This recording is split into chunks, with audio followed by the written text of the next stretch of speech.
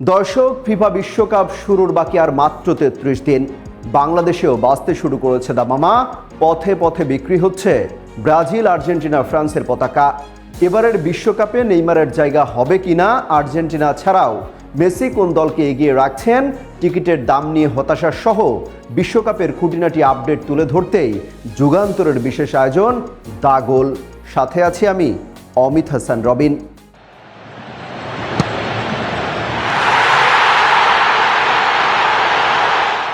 দর্শক, শুরুতেই জানাতে চাই নেইমারের এবারের বিশ্বকাপে জায়গা পাওয়া না পাওয়ার সবশেষ আপডেট।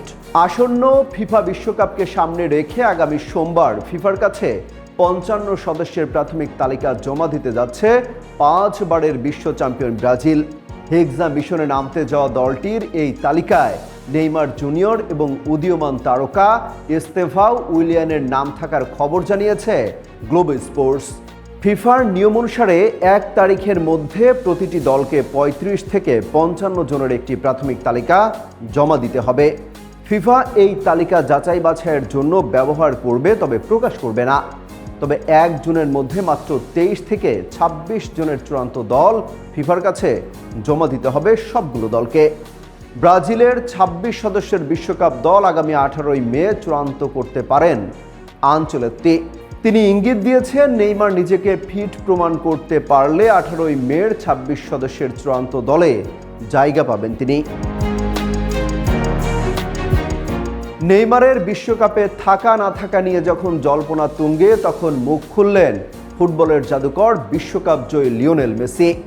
আসন্ন ফিফা বিশ্বকাপে নেইমারকে ব্রাজিল দলে দেখতে চান তিনি। সম্প্রতি এক পডকাস্টে দেয়া এক সাক্ষাৎকারে নেইমারকে নিয়ে নিজের আবেগ ও প্রত্যাশার কথা তুলে ধরেছেন মেসি।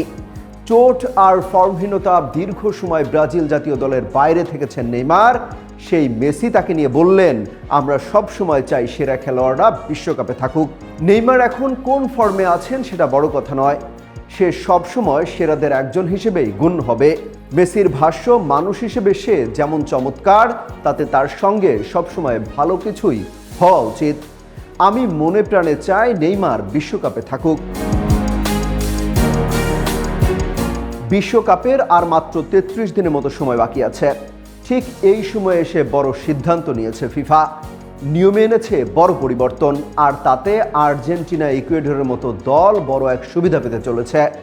ফিফার নতুন নিয়ম অনুসারে বাছাই পর্বে লাল কার্ড বা হলুদ কার্ড জমে নিষেধাজ্ঞায় পড়া খেলোয়াড়দের সেই শাস্তি বিশ্বকাপে আর থাকছে না। শুক্রবার এই ঘোষণা দিয়েছে ফিফা। ফিফার এক বিবৃতিতে বলা হয়েছে, একক হলুদ কার্ড এবং ১ বা ২ ম্যাচের মুলতবি নিষেধাজ্ঞা চূড়ান্ত প্রতিযোগিতায় বহন করা হবে না। ফিফা জানিয়েছে, তাদের নিয়মের এই পরিবর্তন মূলত আন্তর্জাতিক ফুটবলের সবচেয়ে বড় মঞ্চে সব দল যেন তারা সেরা স্কোয়াড নিয়ে খেলতে পারে, সেই লক্ষ্যেই করা হয়েছে। এই সিদ্ধান্তে সরাসরি উপকৃত হলেন আর্জেন্টিনার ডিফেন্ডার নিকোলাস ওতামেন্দি ও ইকুয়েডরের মিডফিল্ডার মোইসেস কাইসেদো। দুজনেই লাল কার্ড দেখেছিলেন। ২০২২ বিশ্বকাপে স্বপ্ন ছুঁয়ে ফেলেছে আর্জেন্টিনা। এবার ২০২৬ বিশ্বকাপে আলবিসেলেস্তারা যাচ্ছে শিরোপা ধরে রাখার মিশন নিয়ে। তবে দলটি এবার ফেভারিট নয় বলেই মনে করছেন আর্জেন্টাইন মহাতারকা লিওনেল মেসি। তার অভিমত, এবারের বিশ্বকাপে ফেভারিটের তালিকায় আছে ৫টি দল। এই তারকা স্বীকার করলেন, এবারের বিশ্বকাপে তার দলের চেয়ে অনেক দল ভালো অবস্থানে রয়েছে। ফেভারিটদের মধ্যে সবচেয়ে বেশি প্রশংসা করেছেন ফ্রান্সকে। মেসি বলেছেন, এমবাপ্পের ফ্রান্সকে আবারও বেশ শক্তিশালী দেখাচ্ছে। কাতারের সেই মহাকাব্যিক ফাইনালে এই ফ্রান্সের বিপক্ষেই অবিশ্বাস্য লড়াই করে শিরোপা জিতেছিল আর্জেন্টিনা। সেই ম্যাচটিকেই ফুটবল ইতিহাসের সবচেয়ে অন্যতম সেরা বলেও মনে করা হয়। স্পেনকেও ফেভারিটের এই তালিকায় রেখেছেন মেসি। তরুণ খেলোয়াড়দের নিয়ে স্পেন নতুনভাবে নিজেদের গড়ে তুলেছে বলে মনে করেন তিনি। ব্রাজিল সম্পর্কে বলেছেন, ব্রাজিল সবসময় এক অন্যতম দাবিদার। জার্মানি ও ইংল্যান্ডের কথাও বলেছেন তিনি। প্রশংসাও করেছেন রোনালদোর পর্তুগালেরও। বলেন, পর্তুগাল অনেক প্রতিদ্বন্দ্বিতামূলক, মেজাজ ও শক্তিশালী এক দল। ক্রিস্টিয়ানো রোনালদোর সম্ভাব্য শেষ বিশ্বকাপে একটি বড় আন্তর্জাতিক শিরোপার স্বপ্ন দেখছে দেশটি। ২০২৬ বিশ্বকাপের ফাইনালে সেরা টিকিটের দাম এক ধাক্কায় ৩ গুণ বাড়িয়ে দিয়েছে ফিফা।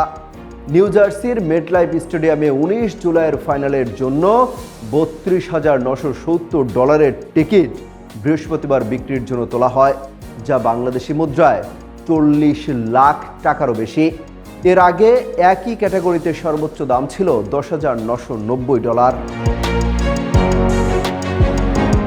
আবারও বিশ্বকাপ মাতাতে দীর্ঘ 16 বছর পর থিম সং নিয়ে ফিরেছেন পপ তারকা শাকিরা। এবারের ফিফা বিশ্বকাপের অফিসিয়াল থিম সং দাই দাই। এই টিজার প্রকাশ পেয়েছে গত বৃহস্পতিবার।